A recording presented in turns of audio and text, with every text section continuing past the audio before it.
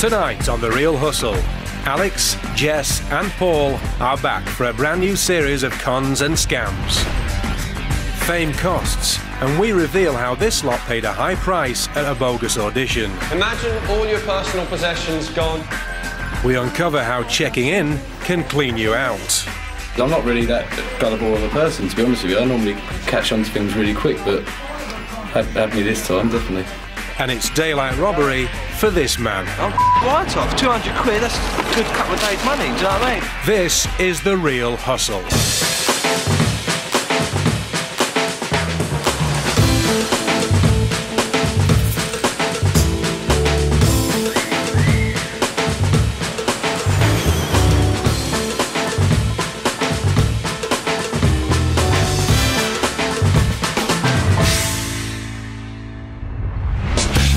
We're going to uncover the secrets behind the most popular scams being carried out by con artists in Britain today.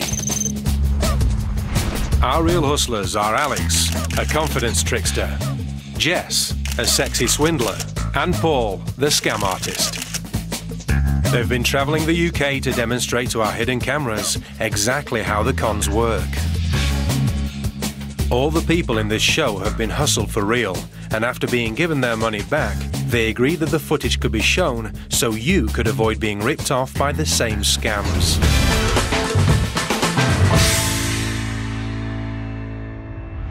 How would you like a top games console for less than half the price? Well, there's nothing like a good bargain, but this is nothing like a good bargain. Paul has come to this pub with one intention: to con the locals. He's planning a scam that's too good to pass up. He's spotted a group of likely lads, moves in and strikes up a conversation. Do you guys know this area? He's a little dodgy. Whilst Paul is busy making friends with the marks, back in the den, Alex is dressing up. He's going to be playing the role of Paul's friend, a dodgy shop assistant from a local computer store. And with Jess's help bagging the computer console, the hustlers are all set to pull one of the oldest and most audacious scams in the book, the Murphy game. Back in the pub, Paul's steering the conversation round to why he's there. Bit of a dodgy deal myself. I've got a mate gets like plasma TVs and, you know, stuff like that. But he gets them off of another guy who's supposed to be selling me something today. Yeah. Well, it's an Xbox I'm getting today. For 300 quid, right? This guy does it for 100. He did the plasma TV for my mate for like 500 quid. Brand new. I think it almost cost him as much to put it on the wall. Without knowing it, the marks are being groomed to part with their cash. And to tempt them even more, here comes Alex carrying Paul's cut-price games console. Yeah. How you doing? Yeah. The marks are taking the bait. Toast the rats. As Alex and Paul close their deal, the marks are busy counting their cash, wanting to get in on the action. Actually, this is how they come in the Factual. That's a guy, well, kind of a mate. I'd like to know if you got any more. You're looking to buy something? But before they buy, the marks want to check out the goods. Is that the uncle? This is with everything, This is all the wild. Yeah, it's the HD drive and everything. Now listen, the deal, I've got another 4 of these. Result, the marks think the deal's so good, they want 2. I want to be funny, but you got the cash on this, yeah? They even flash the cash. That's £200 for 2 consoles. All they have to do now is accompany Alex to a store around the corner and pick them up. I'll pop in, get them, come out and... Right. How long is it going to be? 5 minutes. 5 minutes. Alex leads the marks out of the pub and to the store's loading bay. It's now time to close the deal. I'm going to pop in. I'm going to pop in there. Have you got the cash? Yeah, I want one, yeah. Right. 60, yeah? That's you. Nice one. All right. That's it. The money has changed hands. Alex and Paul have pocketed £200. Now they have to go into the store and get 2 game consoles. I said, wait for me here. I'll tell you what, because I only want to come out only once. Yeah. Why don't you, why don't you give me a hand? Rob, do you mind giving me a hand? Alex has asked Paul to help, but so as not to arouse suspicion, Paul leaves his new games console with the marks. I'll go to that. You're still going to be here, right? Yeah. I'll be 2 seconds, yeah? Alex and Paul head off to fetch the goods. But of course, the hustlers go straight through the loading bay and out onto the street with the marks cash. Fancy a drink? Very expensive whiskey, perhaps? Yeah. That's even worth for 2 of them, so they come back. Of course it is. Rockstar table tennis. That is football. Alright, well that do me. The marks still think they've got a £300 console for 200 quid. It took them minutes to part with their money, but for them to realise they've been conned takes a little longer. That'd be a nice little booty, that keep her well sweet. It's probably rubbing the gaffney. Nearly 15 minutes after Alex and Paul left, the marks are now getting twitchy.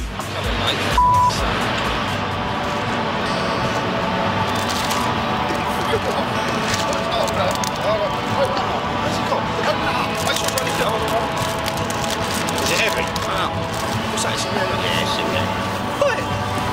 Yeah, in there. Nothing in there. No, mate, I ain't having this, bruv, I'm telling you now. But there's no console. They've spent 200 quid on blank A4 paper, and they're not happy about it. I ain't having that. It's no use chasing after the hustlers now. By this time, they're long gone. Yeah, I was sitting in the pub, a fella's come in, he's bought a drink, he's gone, oh yeah, I'm meeting a bloke with some cheap Xboxes, so I thought, alright, fair dues then, and we started talking. What's an Xbox I'm getting today? For 300 quid, right? This guy does it for 100. I said, I'll have a couple. So he's pulled us out the pub, walked around the corner, he said, look, this is the store I work in. I thought, lovely, it's a store, so it's going to be half legit. So I thought it was all good, so I've given 200 quid basically for 2 computers, and look, they've took paper out there. They're getting a bit worried, so he's opened the box up, obviously, to see what's going on. No, mate, I ain't having this, bruv, I'm telling you now. I'm right off, 200 quid, that's a good couple of days' money.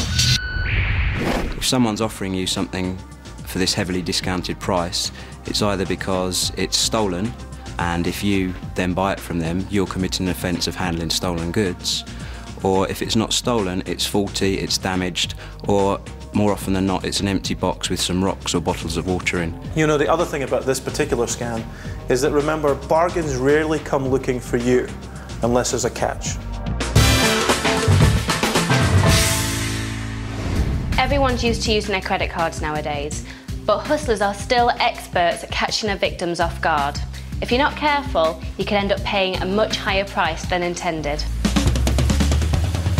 And if you use your card to splash out on a top London hotel, watch out for hustlers who fancy getting their hands on your credit card details. This is the front desk scam. All those credit cards to have nice big allowances on. So just remember, text me the name and the room number. Okay. Right, see you in a minute. As Jess goes into the hotel, Alex takes up position outside, ready for her signal.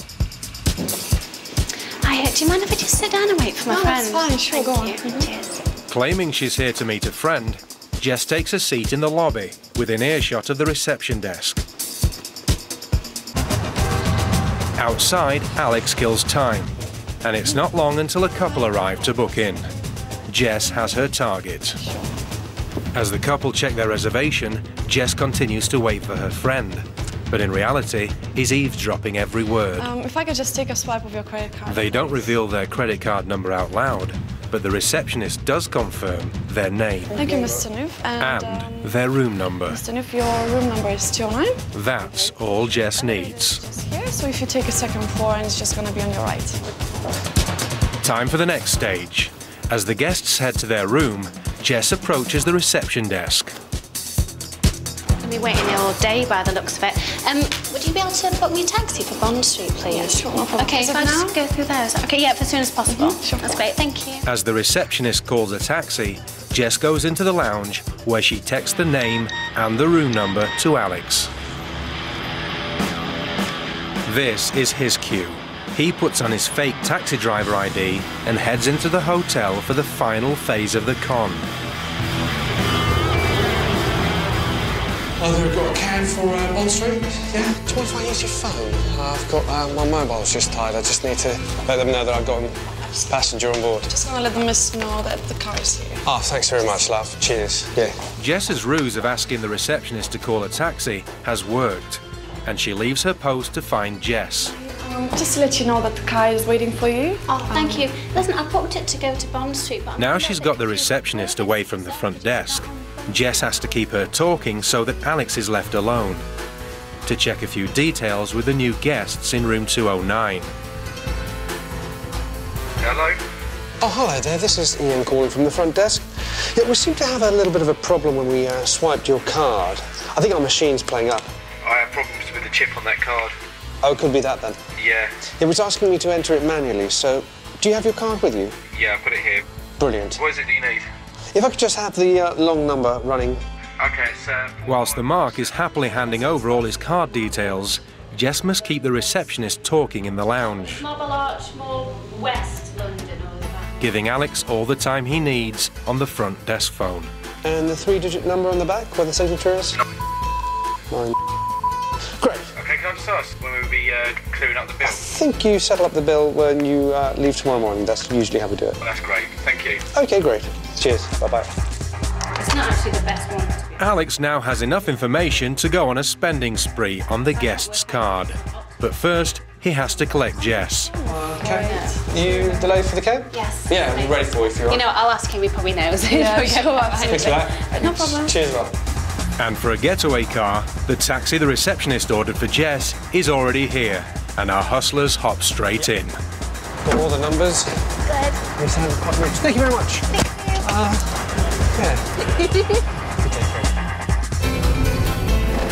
They thought they were here for an exciting weekend, but the only thing taken to the max was their credit card. We have Jess planted in the hotel reception. Now she gets the name and the room number. And there's something about when somebody calls you up and mentions your name, gives them automatically a credibility, but you don't think about it. Oh, hi, this is Ian calling from the front desk.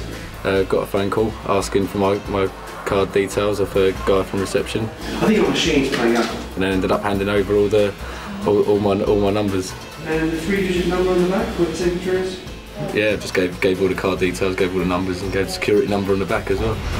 Now that's the kind of thing that a hustler will make the most of. If they have a little bit of information, they'll try and take that to the next level and get all of your personal details.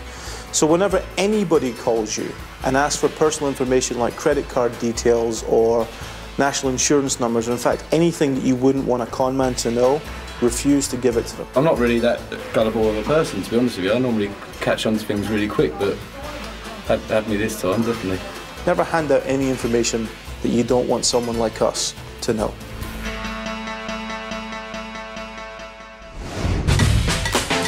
Still to come on The Real Hustle. Paul and Alex find an exceptionally good bargain. Did you get anything? That's quite expensive. That is very expensive. That's £105. And they rip off 15 people in one go. Imagine all your personal possessions gone, you have nothing, you're just who you are right now. The Real Hustlers are going to show you how to win some free drinks off your mates by using proposition bets on some unsuspecting customers in this bar.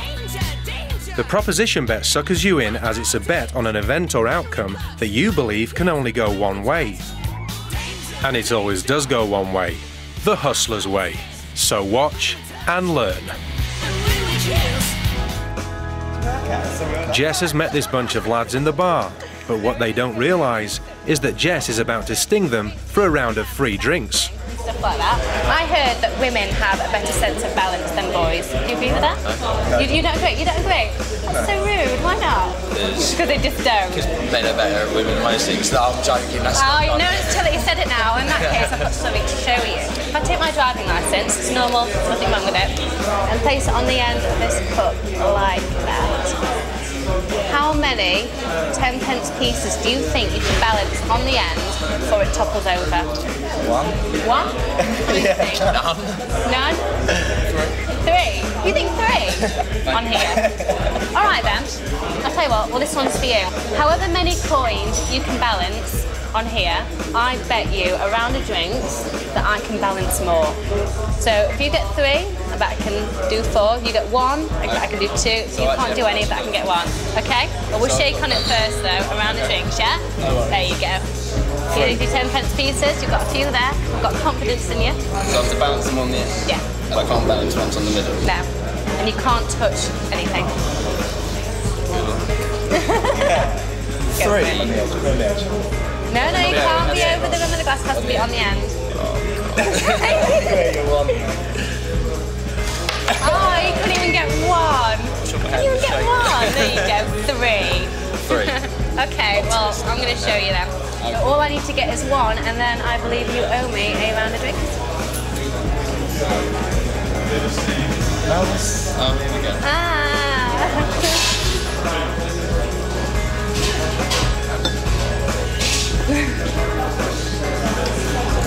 One,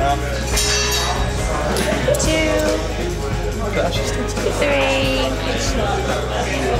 4, 5, 6 drinks? 6. So it's not a drink every 10p, is it? I think it should be a drink every 10p. That's 6 drinks, please, boys. Eat. Excellent. Thank you very much. Thank you. Shops are spending millions of pounds to protect themselves against theft. But shoplifters are finding more and more ingenious ways to try to get something for nothing. Did you pay for that?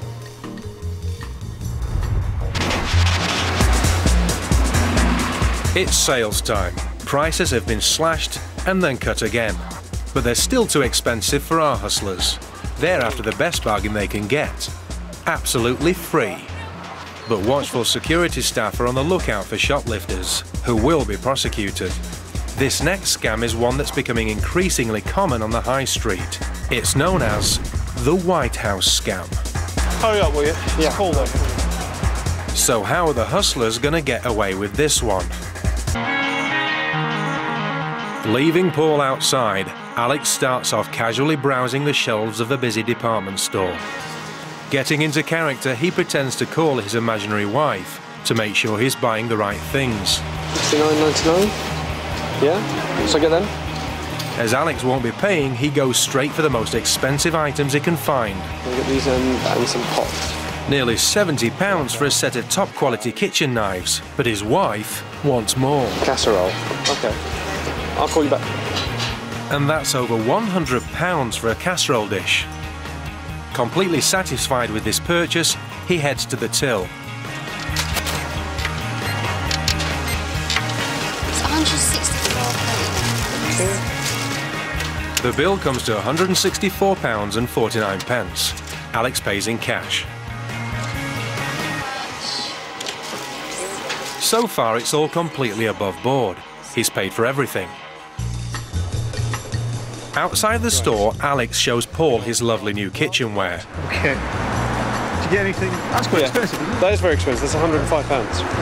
And a set of knives for £69.99. They're everywhere. Okay. So they're by the till, and that's just behind the till. You'll see them. Paul knows what is bought and where it is, so he heads back into the store while Alex hides the loot in the boot. With Alex still outside, Paul collects exactly the same expensive items, but unlike his fellow hustler, he doesn't even try to pay for them. Out of sight of any security guards, he finds a half-empty shelf and stashes them where Alex can find them easily. Still nothing illegal. But now Alex returns to complete the con.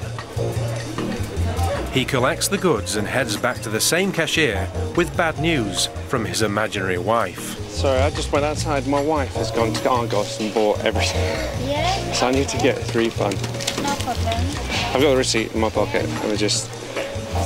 Thank you. Sorry about that. It's miscommunication. There it is. With his made-up spouse providing the perfect excuse for a refund, Alex produces the receipt from his purchase a few minutes ago. The cashier suspects nothing and refunds his £164. And because he paid with cash, if the store spot the theft at a later date, the hustler is completely untraceable. The boys have bagged themselves over £100 worth of goods for absolutely nothing. It's the perfect money-back guarantee. That was actually quite easy. We return to the store to reveal the illegal stock-taking that's been going on under their very noses. Stolen them. How did he do that? It was very believable because he was really down to earth, and I saw him on the phone earlier on, and I overheard him a little bit, thought he was talking to his wife. They came back saying that their wife was in Argos and that she just bought everything else there, so we'd like a refund. But arguably it's a very difficult one because it's a valid receipt, the goods are in perfect condition, so arguably there's no reason not to offer a refund. Well, you can't really do anything if he's got a receipt. You can't call a customer a liar. You can never tell who's going to pull a scam like this. People are always looking for ways to beat security. This particular scam came to public attention when a White House aide in the US was caught doing something just like this. In order to protect themselves, stores have to take measures. For example, whenever something is sold, they can mark or stamp it so they know that when it's returned to the store, that mark or stamp tells you that it was purchased. But you always have to keep your eyes open for new ideas. This scam actually happened to some friends of ours, so we thought we'd try it out for ourselves and see how far we can push it. Nowadays, everybody expects their 15 minutes of fame, and for the hustlers this is a perfect opportunity to exploit the fact that everyone wants to be on TV. First, Paul puts out an internet advertisement for an audition for a music video, asking people to turn up to an open casting. No dance experience required. One size fits all. They also need a change of costume for the marks. In this case, boiler suits. They'll put their clothes in the bag and put the boiler suit on. Are you just going to have to all do? Finally, Alex has to get into character as Gavin, the video director of a top female pop artist. This is the boiler suit blag. Alex and Paul are in Covent Garden, unloading the boiler suits from the van. They've booked out this studio for the day, on the pretense of holding auditions for an unnamed superstar's music video. Perfect. But the only moves they'll be pulling are fast ones. Okay, well, let's go. Let's go. In his role as Gavin, the music video director, Alex will be helping the wannabes find their inner dancing skills, helped by a loyal assistant, Maurice, aka Paul. Everything is in place, including our cameras, which are rigged to catch the action. As Alex makes sure that his hat is at a suitably jaunty angle, the hopefuls start arriving for the audition. Hi there, come in. Hi, come in. Hi. My name's Gavin. It's Maurice as well. You've met earlier. And what we're going to do today is we're doing a test for a pop video. And I can't tell you who the artist is at the moment, all right? So, but you might be able to guess. Now, the piece is all about individuality. So, as you're dressed now, it says a lot about yourselves, and it says a lot about, you know, how you would move. So, what we're going to try and do is we're going to try and get you all to dumb down. So, we're going to get you all to wear one same thing. So, do you want to? All right, guys, come with me. Do the music. Like, bring your bags, bring your. Yeah, can you please bring all your bags and all your stuff, because I'm going to use the room to shoot in, and I might use some mirror shots and stuff. To comply with the director's wishes, all clothes and personal items, such as wallets, watches and mobile phones, must be left in the changing room. What we have is we have a bag for your clothes. Put your clothes in there so you keep it separate from everyone else's. We've done this before, we know how to make it easy for you, okay? You have a boiler suit, which is one of these paper zip-up boiler suits. I don't think that's what they're using on the day, but it's to get the idea on video. Make sure you use these because we have had mix-ups in the past. I have the only key to this place, so all your stuff will be secure. If you want to come back during the next hour or so for any reason, you come and see me, okay? I'll be very close. 5 minutes. Our video stars get changed into the hustlers' boiler suits. Okay, good luck everybody. Follow me. Having separated the marks from their possessions, Alex has to keep them as busy as possible. Excellent. Okay, I didn't realise theirs were so see-through. I promise you it wasn't mine. No, can you get some water bottles for everybody? Yeah?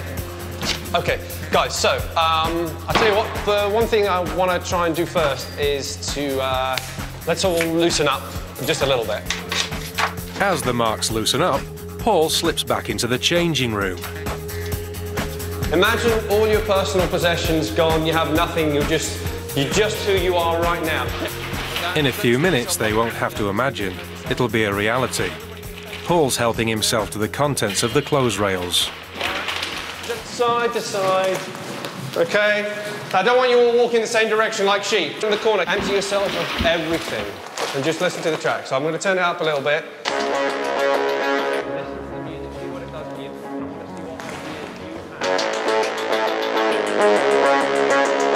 little bit about spatial awareness. Right. Great, I'm seeing some good stuff. I like it.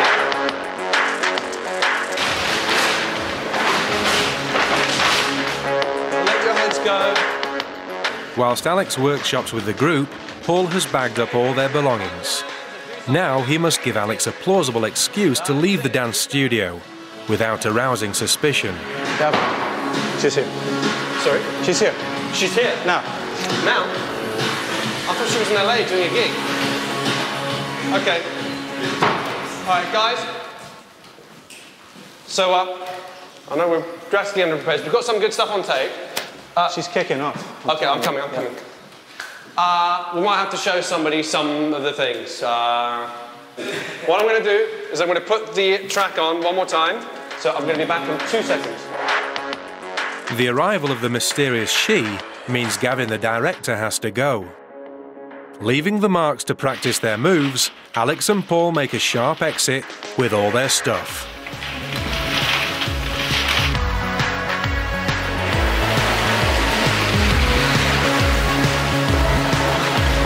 10 minutes later and they are still dancing, completely free of personal belongings, as per Alex's instructions.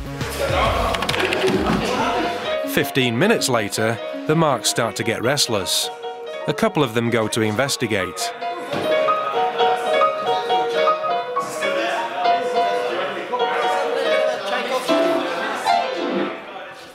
They realise they've been hustled.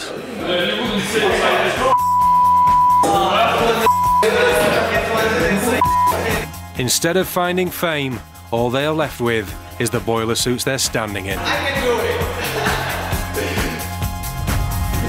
What was quite amazing is that even though there was just 15 people, and yes, all their clothes that we took and everything, but everybody had a mobile phone. There were quite a few MP3 players. Imagine all your personal possessions gone, you have nothing, you're just who you are right now. There was games consoles, there was a lot of credit cards, quite a lot of cash. So, I mean, if you put the clothes aside, just the technological stuff and the cash and the wallets was quite several £1,000s worth of stuff. I think the important lesson is that if you're going somewhere and you don't know what the protection is going to be, take only what you need, so that if you do lose everything, all you lose are some clothes.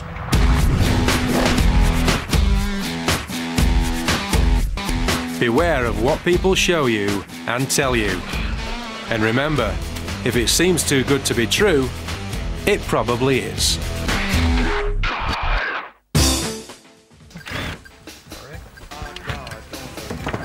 All right. Okay, it's my 6-year-old daughter's birthday party. So I need some toys for the children. Toys for the children? Do you think it's a bad idea?